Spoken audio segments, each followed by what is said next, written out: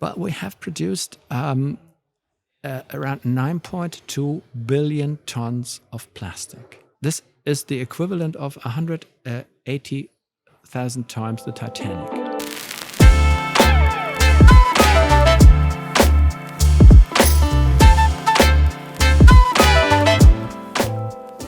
Roland, welcome to the IFA 2023 podcast. How are you doing today? Thanks, great. It's good to be here. It was always my dream to visit the IFA.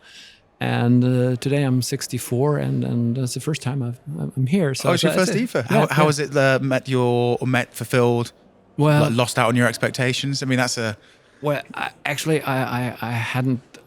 didn't find the time to see all the booths I would like to, but it's just overwhelming. It's huge, isn't it? Yeah. It's unbelievably big. Yeah. And just the amount of things everywhere and people and the sensory element of it is pretty incredible. That's definitely and what really attracts me is it's not the variety of products, it's the variety of opportunities. And there's a lot of technology just waiting for applications, and the market has to accept it, and then there's so much innovation. Yeah. And I'm always a huge fan of one of my current focus points is unintended consequences. Yes. Right. When something's made and you think it's made for a specific purpose and then it ends up being something completely different. I think radar is one of the most famous ones where they were trying to make a weapon. It turns out to be something that allows us to position and make sure that the skies are free. And without that, we probably wouldn't have commercial aviation and making the world smaller. Really. That's right. And even commercial aviation is depending on, it's a lot of strategical planning. Otherwise, it wouldn't work. So you need a lot of technology to bring the aircraft into the air and even to bring it down to the planet. So it's not the thing you see as a passenger in the aircraft. There's a lot of technology behind that, and it's always the question of technology. And I think technology can really heal the world and bring back some of the good things, but the time in between has to be filled with some dignity and some consciousness to find the right technology. I couldn't agree more. So without getting any further in, for the people who might not know you, do you want to give a little introduction to yourself and what effectively your company MicroBubbles does? Yeah, well, actually I'm a innovation-driven entrepreneur.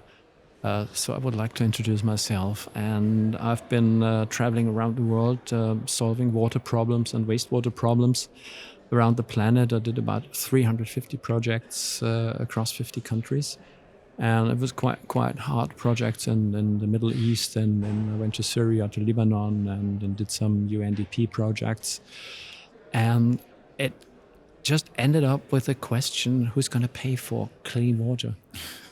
And if you see that we are 8 billion people on Earth, and approximately 50% of them, 4 billion people, do not have access to sanitary installations, and seeing that we treat wastewater and sewage like the old Romans did 2,000 years ago, and there has not been some remarkable innovation. We're just waiting, putting it into large ponds and waiting the particles to settle.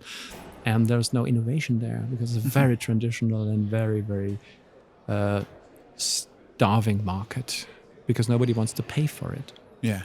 But so how do you go about solving something like that? And really, it's amazing. I had no idea that was still you don't really think about that in that same way, right? That it's been static for so long. It's definitely static, and then to see that our drinking water resources, we are just mining the planet. We are just taking groundwater, and this groundwater is partly it's million years old, and we're just mining it and don't bring it back and don't fill it up again, and so we're just using it, we're consuming it. And another thing is that 2 billion people do not have access to drinking water from taps. So that a quarter of the planet, effectively. That's right. And then we can open the tap and drink water in Germany and in Europe and in most countries. We know we can do that. But go to Spain, you can't do that. And go to other countries, you can't do that. And so you have to deliver water to the people in plastic bottles or plastic bags. And that addresses the problem. So if you have to drink 3 liters a day, which is in plastic bottles, rounded plastic, it's 120 grams per day. Multiply this with 2 billion, and you don't want to know that figure. Can I guess? It's very big. It's very big, yeah. And since we started production of plastic on the planet, which was in the 50s, where we industrialized the plastic production, which I don't want to damn it. It's good if you are in a hospital, you wouldn't miss plastic. So it's good for mankind. But we have produced around 9.2 billion tons of plastic. This is the equivalent of 180,000 times the Titanic. Yeah, you can't even, sometimes those figures, it's hard to even wrap your head around. You just need to take a pause of a moment to see.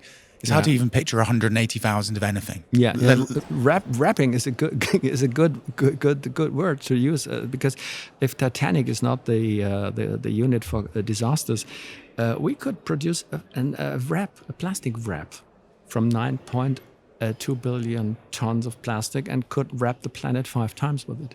Again, so hard to comprehend just the scale of the amount of plastic that we're using. Yeah, and about 70% of that material is gone. And it's not all in the ocean, but a lot of it is in the ocean. And once it's in the ocean, it's lost. We can't get it out anymore. And why is that? Is that just we don't have the technology, or is it just becomes so entwined? What's the rationale? The ocean is big, and even that the material is quite distributed in the water. And if you want to, there's a big amount of water on the planet, and you can't purify that. And so we have to tackle the problem from the beginning, and we have to protect the oceans from waters coming in polluted with microplastic. And what we don't know, or what most of us don't know, is the majority of microplastic, which is plastic material smaller than 5 millimeters, is coming from tire run.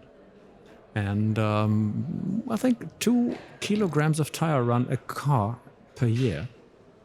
And multiply this with 61 million cars in Germany, and multiply this with, I think, 60 billion cars on the planet. You need a calculator when I'm done. But it's it's an amazing amount. And the water take off the plastic from the surface. So if it's rain, the water is draining into the rainwater, stormwater tanks. And from there, it's just going to the rivers. So then how do you stop that at source? Yeah. There are many people dealing with wastewater and water treatment systems who urgently demand a technology, and they say, wow, we need something. But you cannot just pump it out of the tank or out of the pump, treat it, and then repump it again. So it was a funny story. I was sitting one night in my home office, and suddenly my vacuum cleaner, my robot, started his cleaning, and he went into my room and was just moving around my feet and my cables. And I thought, why don't we put the treatment into the water? And I started constructing, and I started calculating, and made some design sketches, and suddenly it was clear how to go.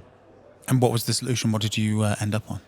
Well, actually, I filed a patent and received the patent very soon. And in 2019, I introduced that idea to the German Federal Agency for Disruptive Innovations.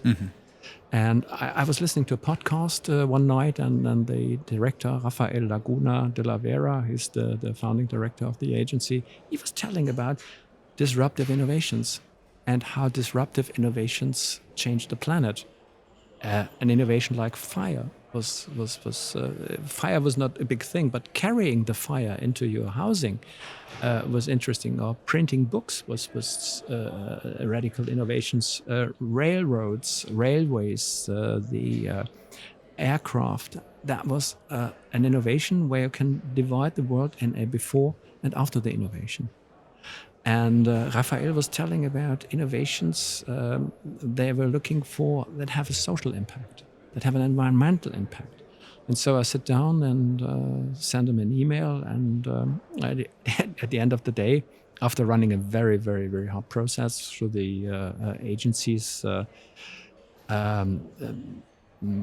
ways of selecting projects, I got a company.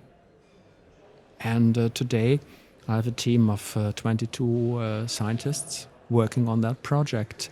And it's as easy as it sounds, as complicated it occurs to be. But we have a technology that we directly put into water. So it's something, it's a self-swimming equipment, and we produce microbubbles. Mm-hmm. That's the name of the company. It is what it is. And microbubbles means that we are managing small air bubbles. So then how would it work in terms of scale? So the next question is that you want to effectively put this, these devices into every water supply possible. No, not the water supply. We are focusing on the waste, on the rainwater and the stormwater tanks. Okay. And microplastic, the only positive thing microplastic really has, it's hydrophobic, so it doesn't like water and is highly attracted to tiny air bubbles. And when producing these air bubbles, they have a diameter of 30 microns, which is 1/3 of a human hair. We produce a very dense cloud of these microbubbles, and the plastic attracts the bubbles and is lifted to the surface. And from there, we just can skim it off, and the water is clear. And so we are limitless. We can just scale it up until, well, it's endless technology. So how does that need to happen? Like over the next few years, how do you ensure, because we are, without getting too dramatic about it, time is shortening. How do you ensure that this technology, which could make this big difference, is in as many wastewater, storm, rainwater tanks as possible? Yeah, we're just where the technology is set. We manage to count bubbles. It's not as easy as it sounds, but we developed the world's first technology to count and measure the distribution and the size of bubbles in wastewater. And this is the key to control the technology and to maintain a quality of your separation process, which is mandatory for our project. And so we will scale it up. We will bring the technology into the market. We will not sell equipment. We just deliver the technology. We can give the blueprints to the countries who need it. And we just want to control it over the air. We just want to bring the operation system into the technology. And so we can maintenance and we can benchmark the efficiency of the technology. Well, Roland, thank you very much for your time. That sounds like a phenomenal project, and I wish you all the luck and success in getting it done. And hopefully you and your team can be the people to solve the microplastic problem and move us into this new, healthier era. Oh, yeah. Thank you so much. And again, a big thank you to Sprint, the federal agency, because they are so wise to see they see the big thing behind.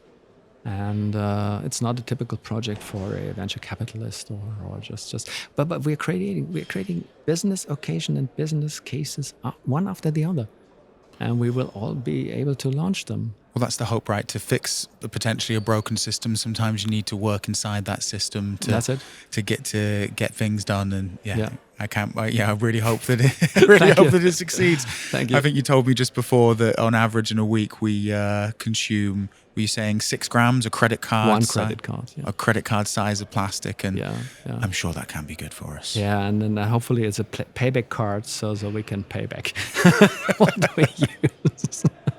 Thank you for your time, Roland. Thank you so much for being here. Thank you.